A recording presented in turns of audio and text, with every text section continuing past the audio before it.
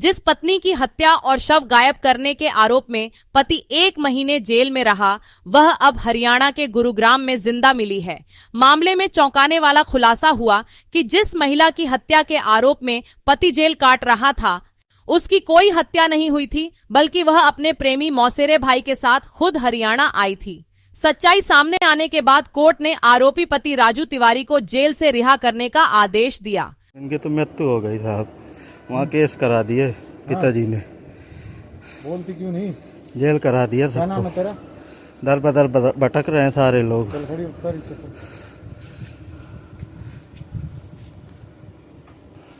दर बदर भटक रहे हैं सारे लोग, जिनसे कोई मतलब नहीं है। 4 गांव पीछे के हैं, इनके नाम भी केस।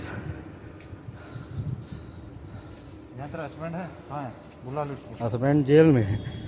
अरे वो तो जेल में अभी जिसके साथ रह रही है वो भी तो। वहीं पुलिस ने महिला के पिता समेत 4 लोगों के खिलाफ झूठी शिकायत और साजिश रचने के आरोप में केस दर्ज कर 2 आरोपियों को गिरफ्तार कर जेल भेज दिया गया है। दरअसल मामला उत्तर प्रदेश के कौशाम्बी जिला के महेवा घाट थाना क्षेत्र के अलवारा गांव का है, जहां योगेंद्र तिवारी ने अपने बेटे राजू तिवारी की शादी साल 2016 में अंकिता से की थी। परिवार के मुताबिक शादी के बाद से ही अंकिता का व्यवहार ठीक नहीं था और वह ज्यादातर समय अपने मायके में ही रहती थी।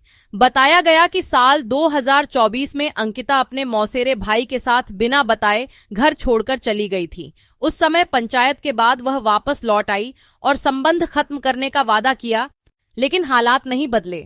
21 जनवरी 2026 को वह फिर से घर से गायब हो गई और इस बार अपने साथ जेवर और नकदी भी ले गई। इसके बाद पति ने गुमशुदगी की रिपोर्ट दर्ज कराई, लेकिन 20 फरवरी को मायके पक्ष ने साजिश के तहत पति और ससुराल वालों पर हत्या और शव गायब करने का गंभीर आरोप लगा दिया। पुलिस कार्रवाई के डर से परिवार परेशान रहा और आखिरकार राजू तिवारी ने 27 फरवरी को कोर्ट में सरेंडर कर दिया, जिसके बाद वह जेल में रहा। मामले में नया मोड़ तब आया जब पुलिस जांच के दौरान महिला की लोकेशन गुरुग्राम के मानेसर में मिली। पुलिस ने वहां पहुंचकर निगरानी की और 4 दिन बाद उस घर से अंकिता को एक युवक के साथ बरामद कर लिया। पूछताछ में महिला ने बताया कि वह अपनी मर्जी से वहां रह रही थी। 21 जनवरी को थाना महेवा घाट क्षेत्र में एक शादीशुदा महिला अपने बच्चों को छोड़कर गायब हो गई थी, जिस संबंध में उसके पति द्वारा थाना महेवा घाट में एक गुमशुदगी का मुकदमा दर्ज कराया गया था। बाद में जो गुमशुदा थी उसके जो पिता हैं, उन्होंने महेवा घाट में इस बात का मुकदमा दर्ज कराया कि मेरे बेटी को उसके ससुराली जनों ने मार दिया है, उसको शव को गायब कर दिया है और दहेज के लिए परेशान करते थे। इस आधार पर उसमें विवेचना चल रही थी। विवेचना के दौरान जो गुमशुदा का पति था वो न्यायालय में आत्मसमर्पण किया, फिर उसको रिमांड पे लेकर उससे पूछताछ की गई, लेकिन उस गुमशुदा की कोई जानकारी नहीं हो पा रही थी। छानबीन के दौरान ही पता लगा कि गुमशुदा पहले भी 2024 में एक बार गायब हुई थी, 2 दिन बाद आ गई थी एक व्यक्ति के साथ।